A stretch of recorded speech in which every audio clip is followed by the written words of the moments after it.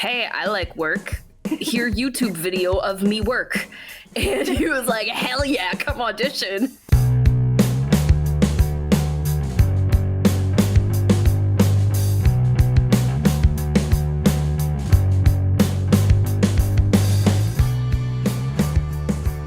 Hello, everyone, and welcome to the SleepyCatFilms Official Podcast. As always, I'm Logan Murray, and I'm visited by my co-host. I'm Wimberly. Every time. You usually it's okay, fine, very well. Continue. I'm just messing with you. No, it's fine. Continue. And today we have a very special guest. You have seen her before on this podcast for the Gotham City Sirens episode. She plays Poison Ivy. She also plays Wonder Woman, and of course, the awesome and amazing. Checking my notes real quick. Drum roll. Supergirl. Yeah, there we go. We're so organized here. And yeah, welcome back to the show, Alice. Thank you so much for having me again. I'm so excited. Well, I guess, you know, before we get into today's episode, what are we talking about today? We're going to talk about some cool stuff. Yeah, as you first and foremost, let's get the yarn ball rolling, huh? Yeah, let's get this yarn ball rolling. So Alice, you want to, I know you've been on the podcast before. Do you want to introduce yourself a little bit? Sure. I am Alice Rose actor on all those socials. I am the founder of Second Shout Studios. As we've established, Supergirl, Wonder Woman, Poison Ivy, whole bunch of really fun roles. And yeah, daytime accountant, nighttime actor. That's the way the cookie's crumbling at the moment for me. That's the life. So you talked a little bit about your studio. Yes. Do you want to talk about like where you were born, where you're located now? Yeah. Sure. I was born and raised in Connecticut, went to college at Bard College in upstate New York, and these days I'm settled back in Connecticut with my lovely husband. We're close to both of our families, which is nice. By the way, congratulations. Last time you were on the pod, yes. You hadn't been married yet, so congratulations. I got married! Yay! Congratulations. Yeah. Best day of my life. It's no big deal. So, that's a good photo. Stunning. When it comes to, of course, your hobbies, I think you mentioned a few last time, but just kind of giving the people a refresher on what those are. I have a lot of hobbies. I have ADHD, so it's like the cycling hobbies that never stop. But as far as stuff that I've stuck with, I am a tanguera. I'm a tango dancer. I actually ended up teaching tango at my college, and together with my teacher, we made America's first tango class for college credit instead of a gym credit. I also do a lot of fiber crafts like knitting. At the moment, I'm really into embroidery and cross stitch. Other hobbies. What else do I do? I like comedy. I think you mentioned previously about a D&D show. Is that? Oh, yes. Yeah, that's the other thing I do. So part of my studio, Second Shout Studios, what we mostly do is let's play and performs, where we play a game and we live dub new voices. And that's so much fun. It's our bread and butter. But every once in a while, we will pull out Deep Light, which is my own world, far under the sea. and we play that campaign. But then also with my husband, he's one of my players. My husband is one of my players. And then as a co-player with my husband in a different show, we are on Dice Age, which is about to launch its second campaign, Diala. And we're very excited about that. We wrapped up Elmera last year, and we're excited to launch Diala this year. Well, as always, YouTube audience, those links will be down in the description. Yeah, of course. Thank you. Those sound really incredible. I think, especially for a setting under the sea, is really unique. Oh, yeah. And I'm sure that presents some certain challenges. Oh yeah, it's a lot of fun. We had to figure out how electricity and the spell water breathing exists, but it would be useless, so it's air breathing now. Nice. A whole bunch of things that we had to respec rules for because it was just so upside down. But yeah, we my intrepid fish are above the water right now and trying to save a god. Oh wow, and that's been fun. That sounds incredible. Check us out on Deep Light. Yeah, hop over there. And depending on, I'm sorry, I don't know what turnaround time looks like with y'all and turnaround time looks like with me, but we are putting all of our sessions on Spotify. Ooh, nice. So check that out in the next couple weeks to months here. That's wonderful. I love a Spotify podcast, so I will scrounge my way over there. Well, just as a quick side note, if it seems like me and Brian are out of practice, it has been a month since we recorded our last episode, maybe. So I think I'm doing great. What are you doing, Logan? I'm doing terrible. Yeah. But it's okay. It's okay. Getting back into practice. We're alive and thriving. It's fun. Love it. So, speaking of Logan, how did you two meet? I believe it was a casting call on Filmbind that I answered. And I was like, hey, I like work. Here, YouTube video of me work. And he was like, hell yeah, come audition. And, getting to know Logan and the size of his studio is like, hey, I have a bunch of kick-ass talented friends. Do you want their Discord at? And so I hope a couple of them have stuck. I think a few of them have. Good. I love that. I think one of the coolest things about mine and Alice's history when it comes to SleepyCat Films is I actually think Alice was the first person who we recruited from Filmbind, and now majority of our workers, cast, and crew are from Filmbind. So it's a really interesting I broke the floodgates. Yeah, kind of. Yeah, no, because I think from Second Shout, he's not here anymore, but Nolan was with us. Oh yes. And there's I think Kyle and Bard were also here. Yeah, for a while. So I think Bard filled out something in our casting channel, so Bard is still on board. But I think there are a few other people that I just can't think of that are still here. I'm scrolling through the server list right now. Is Duck still here? Duck is still here, yes. Yeah. For those who are listening, Duck is the voice actor for Black Mask. So you have kind of let a bunch of people into SleepyCat Films. But where did that kind of journey with voice acting for you start? I know you talked about Bard calling. Yes. So I am a classically trained theater actor, brought up on Shakespeare and Chekhov. But then, in college, I dabbled in film and TV. And then I graduated in the best year of our collective lives, 2020.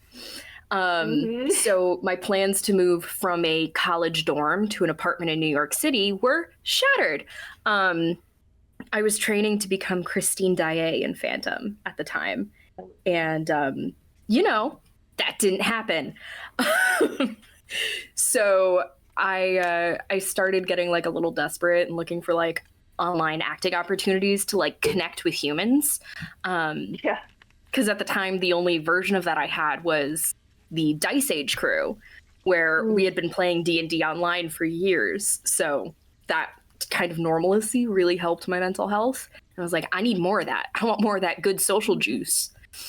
And I ended up being on this Facebook page for alumni of the Stella Adler Conservatory. Oh, yeah, I did that too. Stella Adler Conservatory in New York City, the last year before they moved to their new location. So I got the vintage one.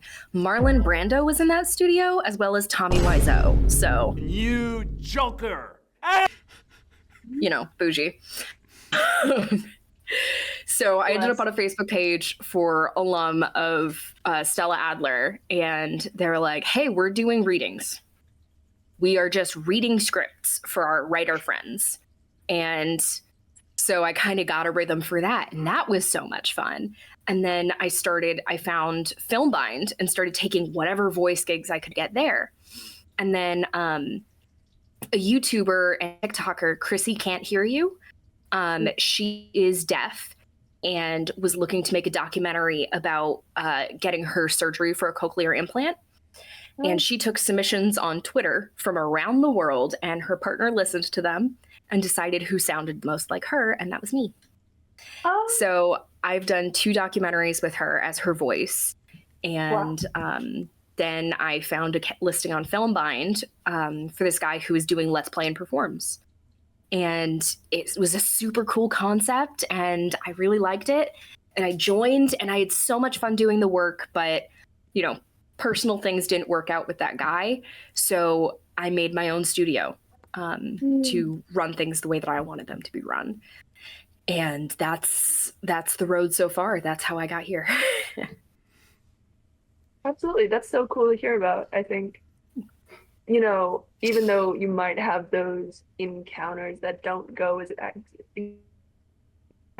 to kind of nurture something from it and create your own studio it was such a springboard. great way to take that. Absolutely. Yeah, Logan, your turn. I definitely understand that, and that's actually one of the reasons why SleepyCat Films is set up how it is because of that, we're very creator driven, and we want to explore as much as we can with multiple different creatives. So that's why we have a few new studios now, and we have, I made a whole video about it, about the tree, but it's kind of the core concept. But yeah, I definitely get that. So, getting to SleepyCat Films, and we talked about all of the roles at the beginning that you are. It's so hard, I think, to balance those roles. How do you balance those roles? Supergirl and Wonder Woman versus Poison Ivy. How are they different? How are they similar? I right off the rip, one of my favorite things is to be a villain. I fucking love being villains so much. So getting to, and not to, beat a dead horse, but the Stella Adler studio that I was at, one of their core things that it's so obvious, but when the way they said it really kind of clicked for me, no one is a villain to be a villain.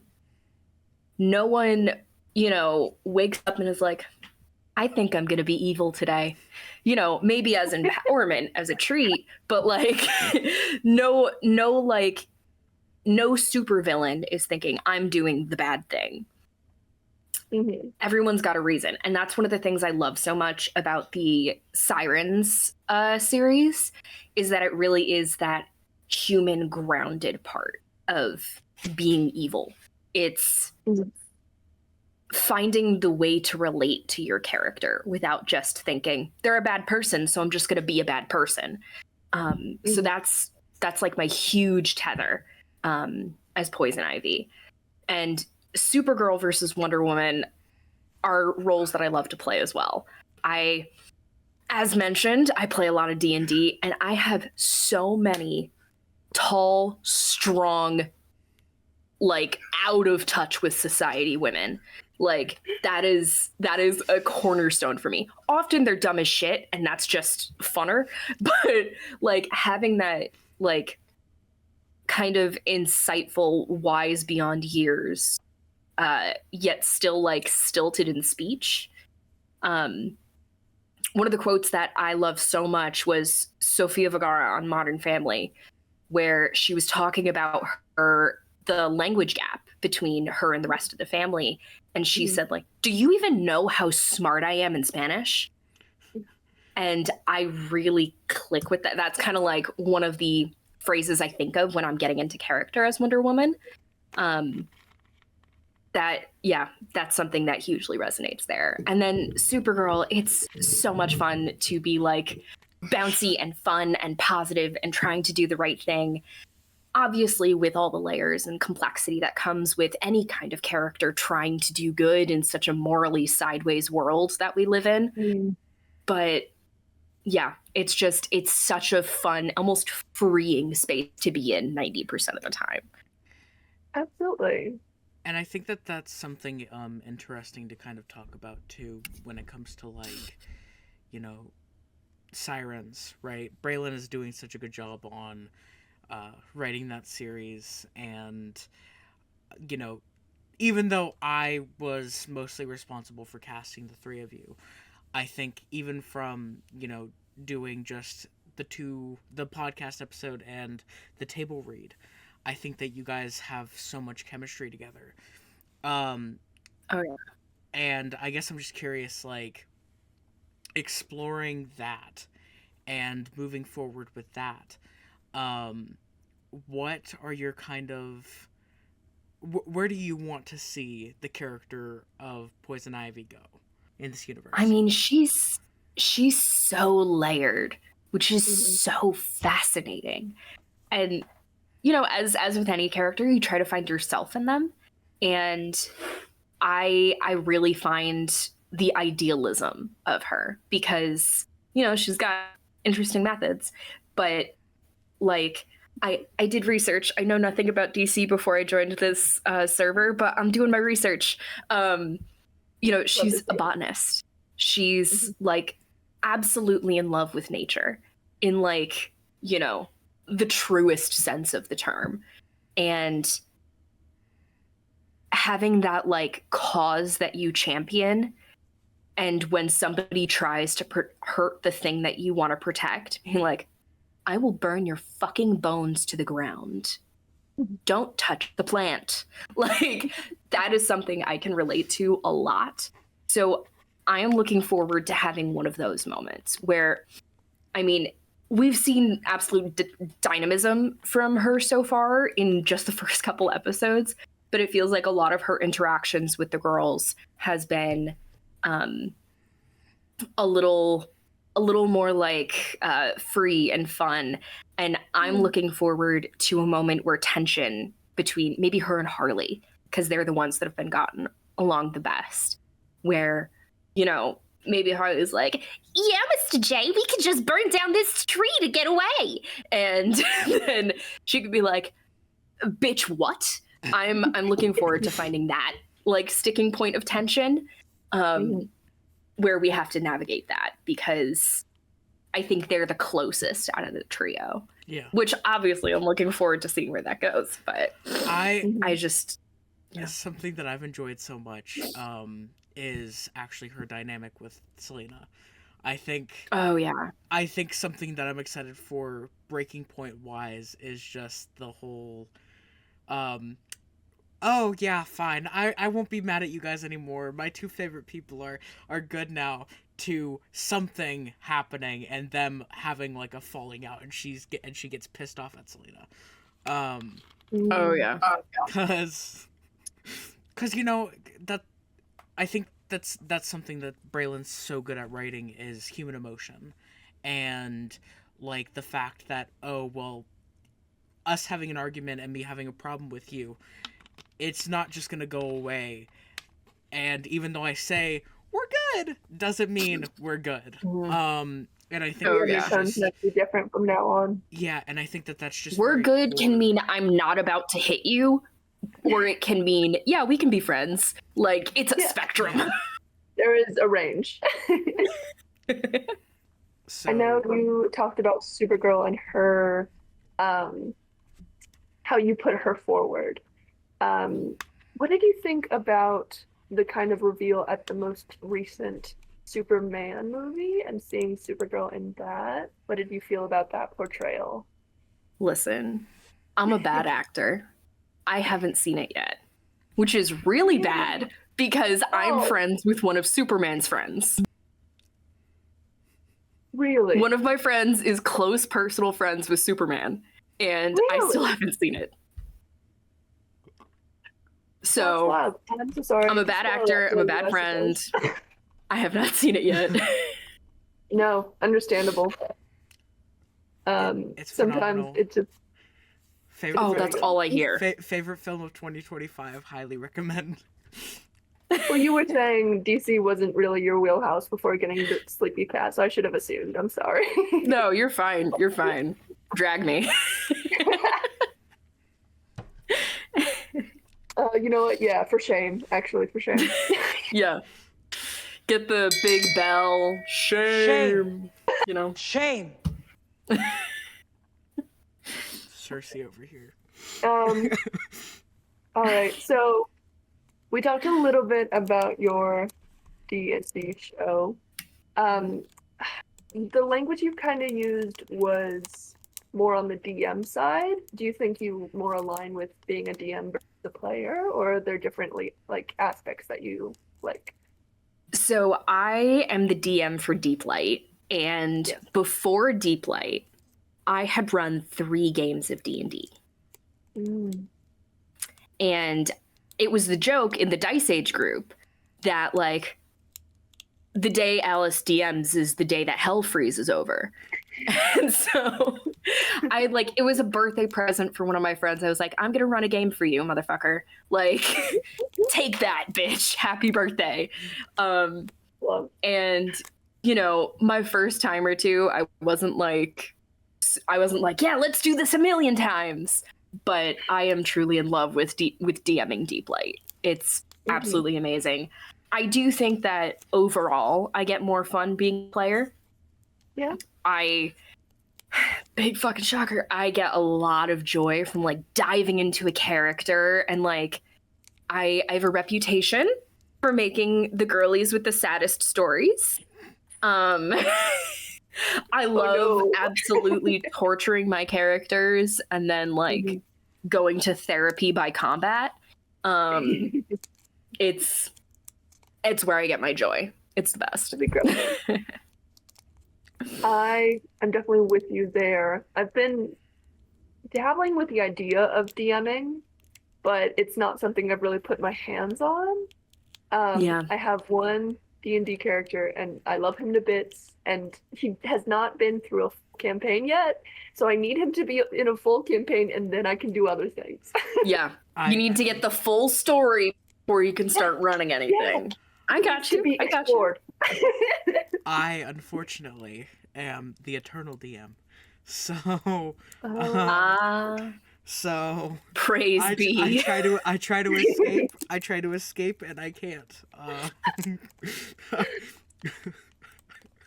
Yeah, well, you gotta bully your friends into DMing for like just a one shot. And then, you know, maybe we do another one shot in the same universe. That was fun. And then before you know it, they're doing a campaign and it's called Deep Light and it's being publicized. That's truly how Deep Light happened. It was like, hey, I wrote a one shot at one point. If you guys want to play it, like, that'd be cool. And we did that and people liked it. And I was like, I could make another fish monster. That would be cool. And they're like, oh yeah, we like our characters. We'll play the same ones instead of making new ones. And 10 episodes later, it's a campaign now, and they have arcs and intricate backstories, and I'm torturing them. And you were so much fun. You were tricked into DMing. Yes, I was. And now, like, we've done other one-shots on Second Show. I should just, like, name drop it. Our D&D, like our RPG corner is called Constructive Crit. So on Constructive Crit, we've had other one-shots. We've done Space Kings, Something's Wrong with the Chickens, other D&D games, but the bulk of the episodes of Constructive Crit are Deep Light. Whoops, I tripped and made a series. That's... yeah.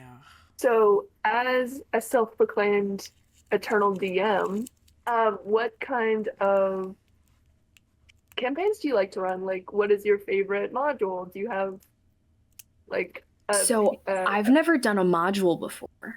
Oh, really? I'm currently in a Strahd game, which is so much fun, but I've never run a module, and this Strahd is the only module I've played in. So I actually, so I've been playing D&D since I was in high school.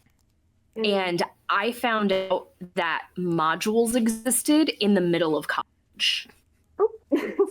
So I thought everything was homebrew, like home-written campaigns, until the middle of college, when they were like, do you want to maybe start a module? And I was like, the fuck does that mean?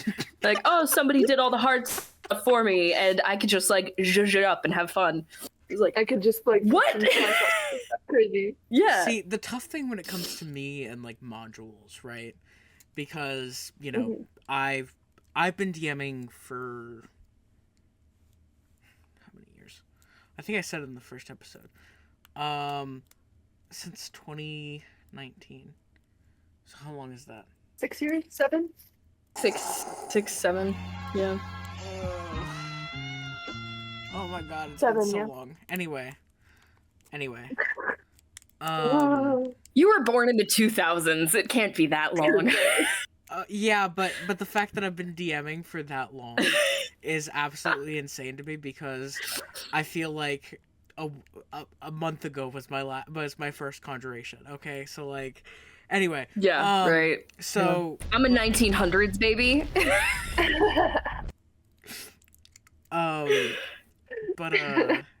Yeah. What I was trying to get to was, I think as a DM, it's harder to do homebrew, especially for your first time, but I didn't have any access to any homebrews, or to any modules, so everything I've ever done is a homebrew, to my detriment. We actually originally were supposed to have a D&D show on a different channel called Dungeon Maniacs, which we're planning on getting back to eventually. It's under the tree, but yeah, it's been difficult, to say the least. So we're in the process of working on that, but yeah. Yeah, I definitely like lived in the land of silly one shots. My first game that I mentioned was a birthday gift. A friend of ours was turning 18, and so it was called They're an Adult Now.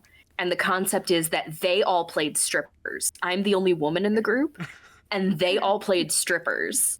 And they had to defeat the sirens that had opened a stripper joint across town. Rival strip club, no. Yes. And it was all very like campy and funny. I'm sure you can imagine what the immovable rod was. It vibrated. It was all very like campy and silly, and that's kind of where my one shots lived. And then even starting out Deep Light, the first one was like, it's just a silly little thing. You guys can like dick around a little and then have a fight, and it'll be fun. And then they gave me their backstories when it turned into a campaign, and it was like, oh, that's the saddest shit I've ever read. Fascinating. And so now I'm like, I'm moving the campaign around them to fit the stories they want to tell. And it's taken on such a life of its own. It has its levity. It has its fun moments. but there are also like I think the meme one of my players sent to chat was ASMR mom and dad fight in the background while I listen to dubstep. Yep. I've seen that one. And that's what the campaign has turned into.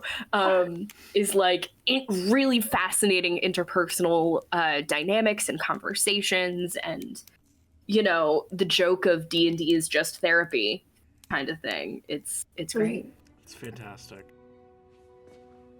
Say that again? That's incredible.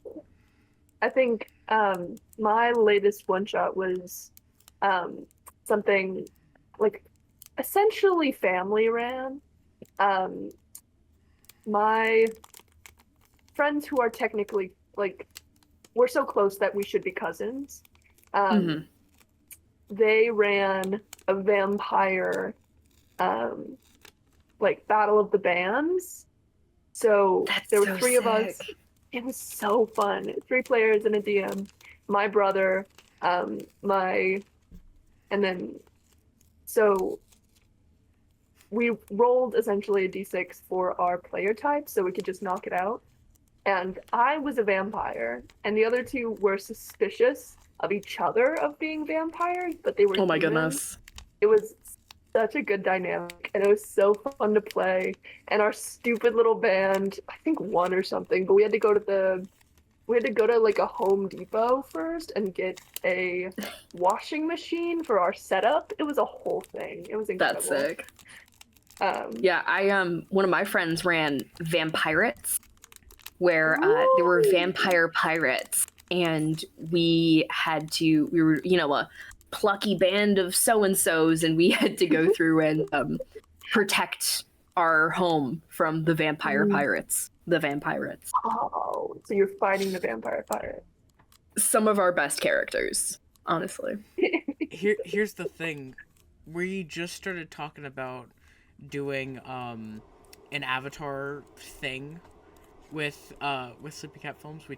We're talking about doing like an avatar series. I want to do something with like older Aang, possibly. We're talking about stuff. Yep. Anyway, but the funny thing is that we, a long time ago, back when we were trying to do the Dungeon Maniacs, we did this Avatar one-shot, which was going to end up being a campaign that just never happened. I think it was the last game that we actually did play. Mood. But, That's how it goes. But it was awesome. I made a whole system where it was like, okay, to choose your bending, roll a d4, and it'll put you in, one of the bending classes. And from there, and then the whole idea was that they were Team Avatar. And they were, and I was playing as, the Avatar and the other NPCs and stuff like that. And they were coming together to form Team Avatar in this new world. And it was really fun. I just hate that it didn't go anywhere. But yeah. But we had one of the funniest things I remember was, I think we had this, I remember we had something on the table that I had made that looked kind of like an airship for the big fight in the first session. And hell yeah. I don't remember where it is, but it was the most ridiculous thing ever, and because we had such minimal resources, it looked terrible. Hell yeah.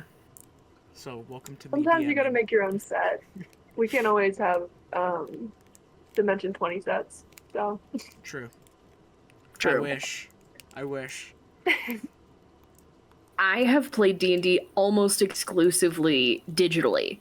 So I have minis and stuff, but it's just for joy reasons. Like, after I finish a campaign, I'll get like a celebratory mini of my character. And 1 year for my anniversary, I did get, my husband and I, minis of ourselves. And I was like, when we get married, we can use it as our cake topper. And then he proposed later that year. That's adorable. It is actually my anniversary today.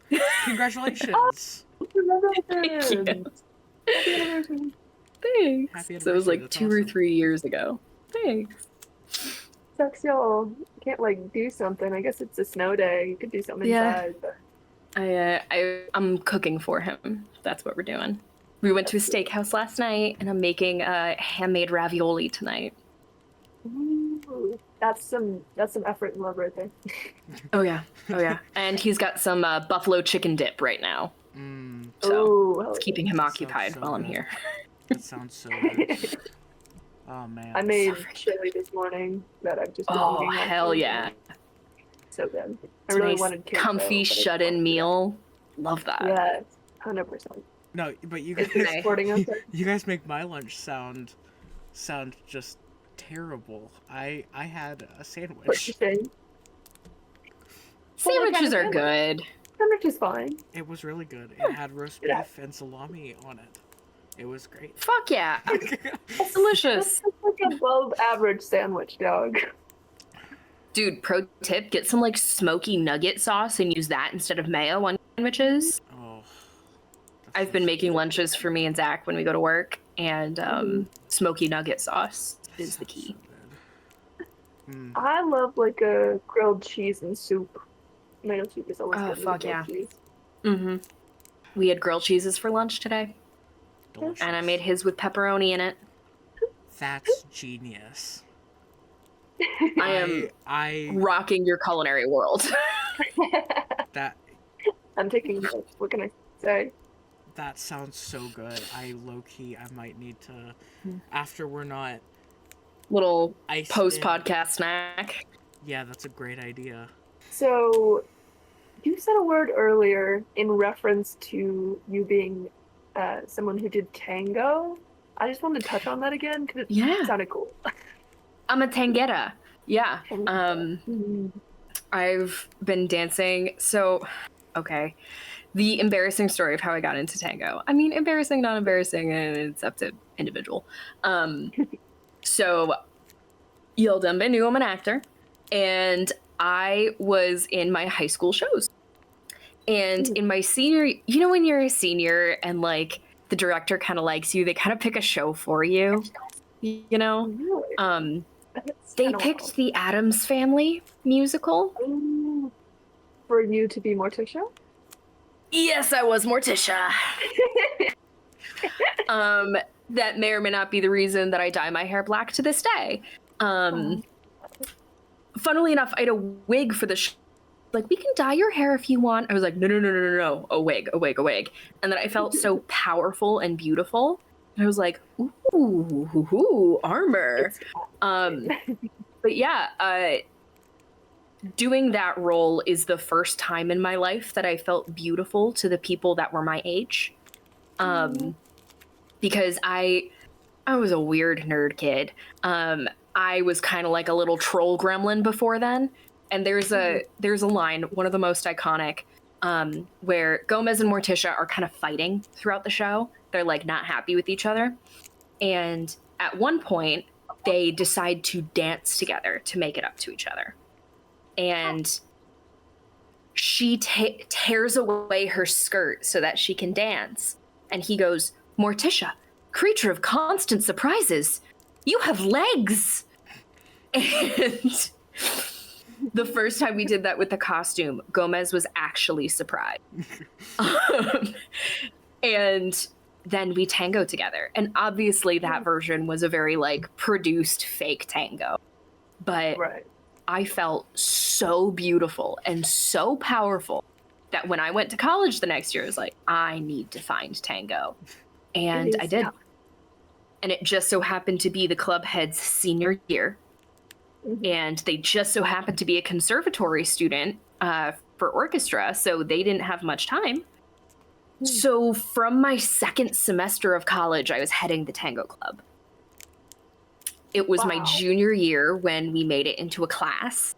And then I was going to do my senior performance, but again, 2020. Yeah. So instead, they brought me back in a following year for, they call them milonga. It's a big tango dance party where you invite the community and you all dance together. That's cool. And at the end of the night, there's a performance. So I got invited to be a performer, and I've gone back to every milonga since. That's awesome. And I do want to shout out that they're called queer milonga because it's not about a man and a woman dancing together. It's about two human beings dancing together. And you can lead or follow regardless of what we assume is in your pants.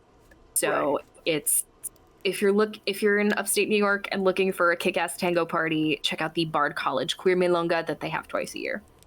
That's so awesome. Cool. That sounds like such a blast. It's a breathtaking dance. It's funny that you, as a side note, it's funny that you mentioned Addams Family. Today, me and my parents and my siblings watched The Pagemaster, and it was my first time that I'd ever seen it. And Christopher Lloyd is in it.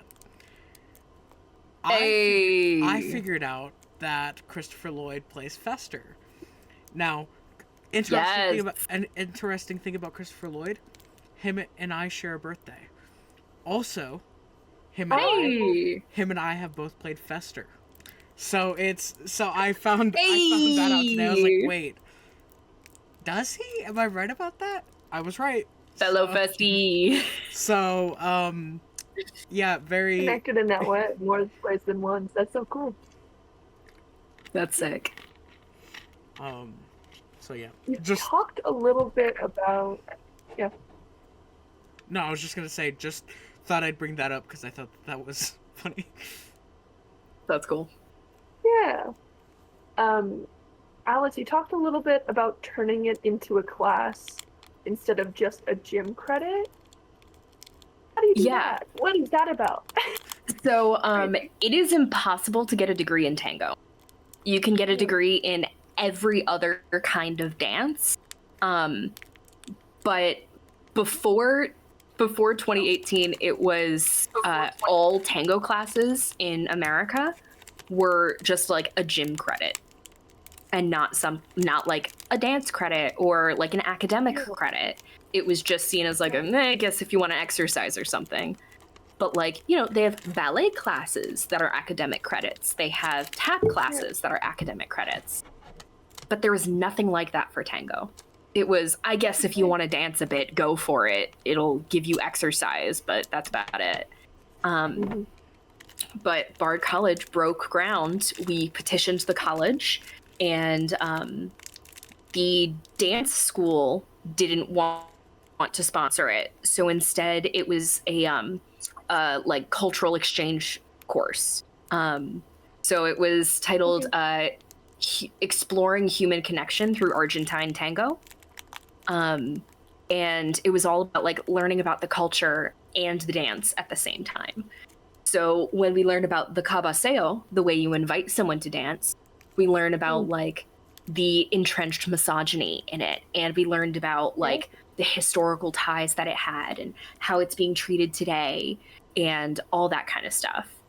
So, because a lot of people, when they think of tango, they're like, that's sex.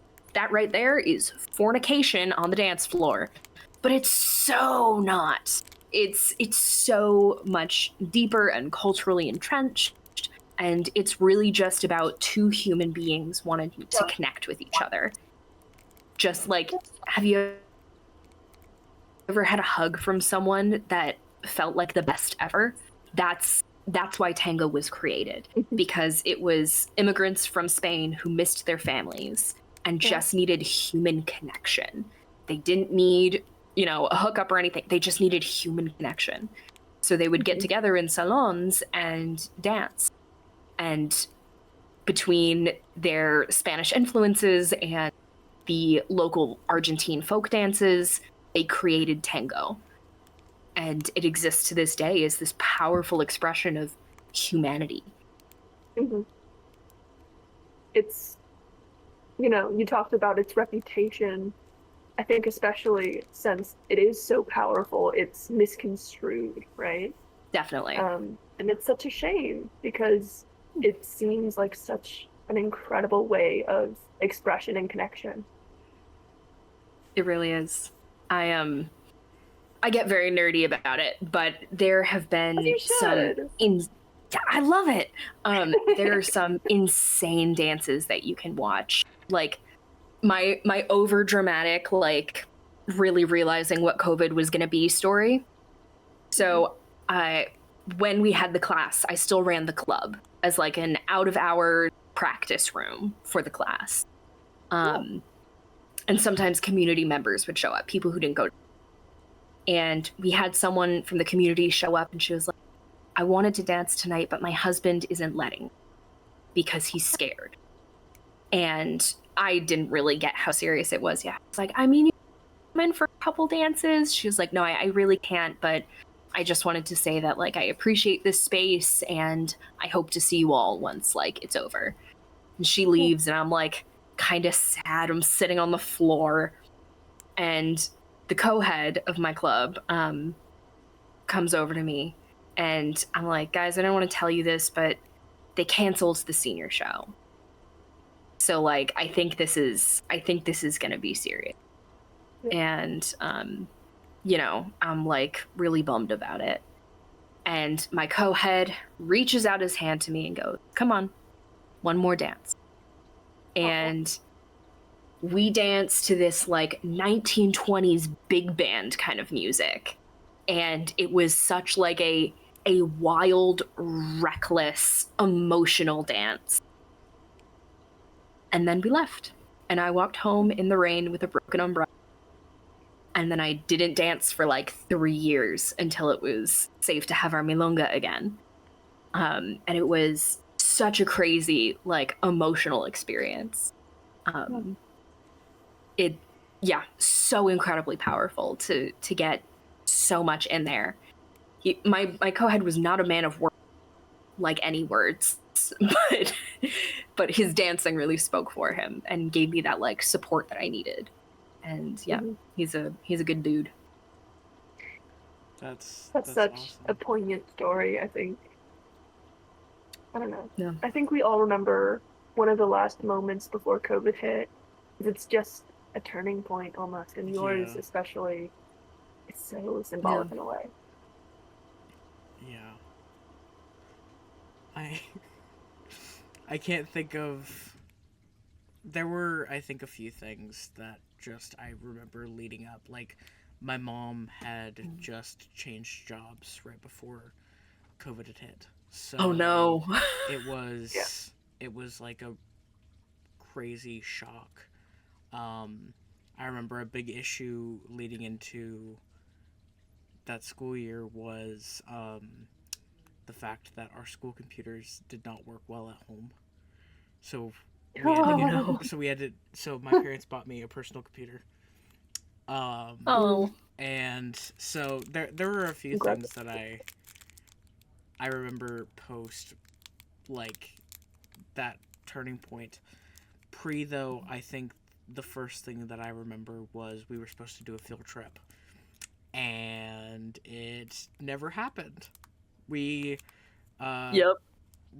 planned on going to Tennessee, I think, to the Parthenon, and we had, like, a charter bus and everything was planned, and then they were like, actually, no.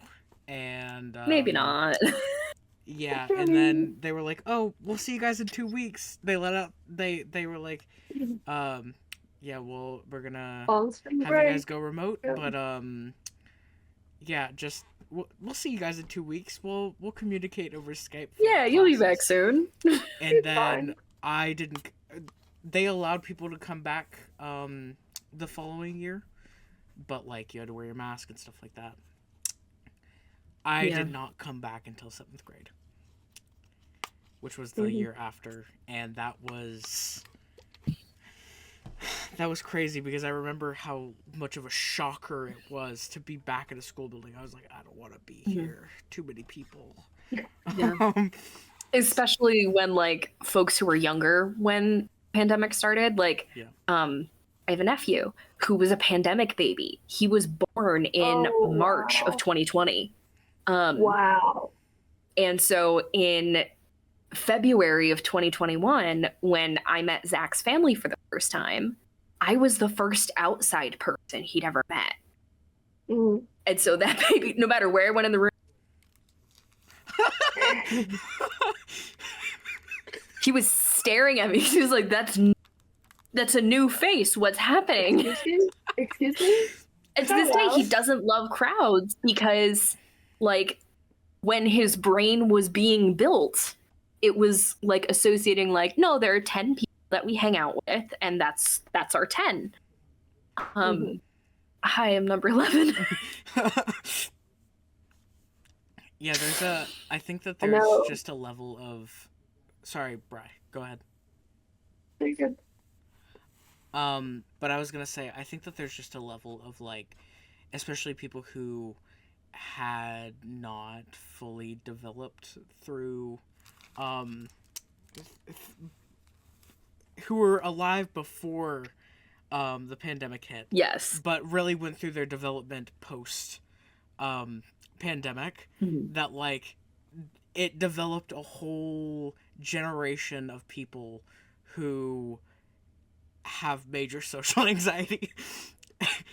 like that's me, because I was very outgoing right before the pandemic. I did not have a problem, interacting with a lot of people. And then it traumatized us all. I feel like the only way that I can really interact and be open with people is theater. So, like, that, and obviously this and doing film has really changed that, but I still feel like that's, like, the only facets I can go down where it feels okay to be me and interact with people. Mm-hmm. Definitely. Oh, go ahead. Very good. Theater is definitely one of the ways that, like, I found to embrace myself more, because, I'm a compulsive rule follower.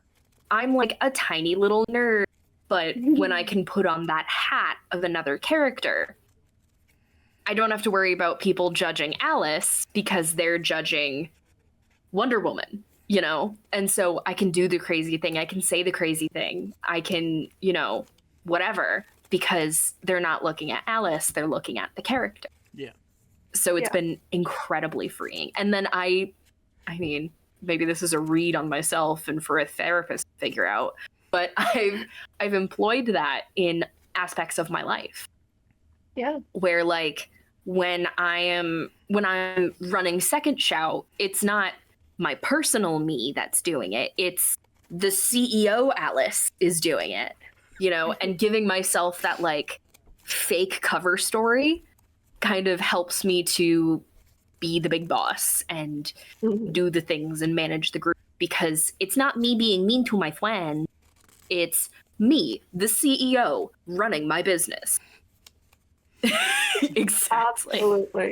Absolutely. I feel the same way as a cosplayer who dresses up and goes out in public. Like, it's definitely something that helps me embrace kind of being outgoing. I mean, that's how Logan and I met, right? So we were going to a cosplay competition, and I was in this full regalia, face paint, totally unrecognizable from how I am right now. And we just started talking and connecting, and I think that really helps me embrace just being a bit of an extrovert. Yes. Like, I definitely gain my energy from being alone, but I love being around people, and especially my people. So I think convention spaces is definitely my favorite place to be. Oh yeah. Absolutely. Put me in a costume and I can do weird shit. I've been Mrs. Claus. I've been D&D characters. I've been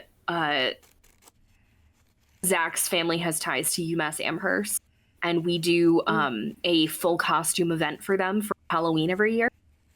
And, you know, normal Alice doesn't really hang out with kids ever, but the Queen of Hearts can be around however many she wants and interact with them, and, you know, it's so different when you've got that, like, shield on. Absolutely. 100%. Do you have any more questions before we move on to trivia? I don't think so, do you? I think we've branched out a lot, and I've really appreciated everything we've talked about, so I'm good for trivia. Yeah. Then, yeah, go ahead. So, we talked a little bit about D&D. My first question is regarding it. What company published D&D? By the way, this is our trivia segment. Oh, I'm sorry. This is our... I gathered. Trivia time! So, my first trivia question is regarding D&D. What company published D&D, and what year was its first release? Wizards of the Coast, definitely. Ooh, year. I'm gonna say sometime in the 80s. If you need a specific one, I'll say 87. So you're a little late. Okay. Do you want to take another stab at it? 85? It was 1974. 74! Dang! Okay. Yeah. Dang! All right. It really in the shadows that first couple years. So, Raph... It was definitely down low. Raph, if you're keeping track of points, that's 0.5. I'll take it. And that was before Hasbro got their hands on Wizard of the Coast, of course. Yes. Good days. Logan, do you have a Sleepycat Films trivia? I do. So we have talked previously on the show about, you know, Sleepycat Films being founded in 2022 under a different name. But what year was the Discord server founded that we do all of our work on? Ooh. I'm gonna guess that it was before then, because I feel like maybe it started as just like a chill community vibes, and then like became this. I'm thinking that I'm wrong already because you're surprised, but I'm gonna say 21. It was not 2021. It was in fact 2024. Really? The year that you joined in. The year I joined. Yeah. No. So funny. God damn it. Interestingly, Sleepycat Films, the online space on Discord, started originally as a group chat in 2024, and then later we founded 2023, and then later we had founded the Discord server. Dang, nice.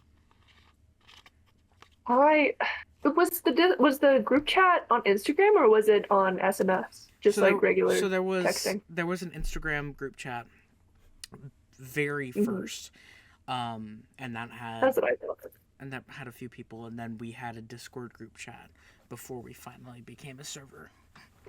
I see. Because I think you can only have 10 people in a group chat on Discord. So we hit our max pretty fast. Yeah. It was growing way too quick for you, huh? Yeah. Going back to your roles in Sleepycat Films, who are Superwoman's parents? Wonder Woman. Wonder Woman's parents. Excuse me. No. I'm screwed either way. I'm gonna say their names are Kathy and Ted. Tell me I'm wrong. Would you like a hint? Sure. One of them is a Greek god. Okay. Context clues. Oh, is it Athena or Artemis? Artemis. No. Athena. No. I lost the 50-50. Fuck. So this isn't actually. So it is. I tried. Bri, go ahead, because this is actually a very interesting question. Oh, okay. 0 points. I said from my Wikipedia search, it was Zeus. I believe Wikipedia. And Hippolyta. Hippolyta. Oh, Hippolyta. Yeah. Hippolyta. Okay. So hold knew on. that. I'm gonna put on. I don't have any glasses near me. Here. Raph. Here you go. Raph, I need you to go ahead and Photoshop some glasses on me, as I make this statement. So, back in the day, some DC Comics trivia for you at home. Good to know. Wonder Woman actually has 2 origins. One is that she is the child of Zeus and Hippolyta, and the other one is that she's actually formed from clay. Both are very well-known stories, but yes, I believe the one in the DCEU was also the Zeus and Hippolyta origin, or we just don't know. But yeah, so some interesting facts for you guys. Now I'm gonna give Bri back their glasses. Thank you. I appreciate it. Do you have any other Sleepy Cat trivia before my last question? I have no more. I have no more. Gotcha. So my final question is regarding Tango, and since y'all founded the class, I feel like this might be more of your wheelhouse. Oh gosh, I hope I know. Not put too much pressure on you. So, Tango was controversial because of its perceived sexual overtones, and by the end of 1913, what happened to the dance teachers who had introduced it to Paris? And I have multiple choice if you want that. Ooh. Who had introduced it to Paris? Paris, the dance teachers. Ooh. I know it had like a very big renaissance in Paris because it had been like really shunned in Argentina as like the dance of like the revolution, and like if you want to counterculture the government, get your tango on. So it had been really shut down there and found its kind of second life in Paris. So I'm maybe like they were given refuge there. That could be it. But I'm guessing you're about to me in my own thing because I'm gonna read the question again and then I'm gonna give you multiple choice. Please. So Tango was controversial because of its perceived sexual overtones, and by the end of 1913, what had happened to the dance teachers who had introduced the dance to Paris? A, they were rewarded. B, they were shamed. C, they were banished. D, they were discredited.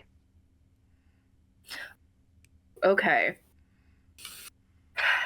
Maybe 1913 is when they were like, cracking down again. They're like, loved this dance, but now it's sin. So I'm gonna say like banished, something like that. You got it right on the head. Banished. All right. It's a shame, but it is. I'll take that as a half point. Very well. Good job. A total of 1 full point by the end. So, a failing grade, but hey, who's really counting? That's fine. Oh my goodness. Well, I guess, Bri, do you want me to lead it, or do you want to lead it? Yeah, you got it. Alright, well, this has been the Sleepycat Films Official Podcast. Thank you for joining us again this week.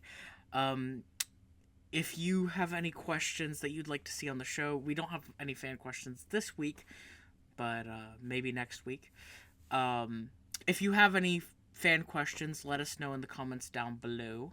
And yeah, we'll go ahead and get that yarn ball rolling.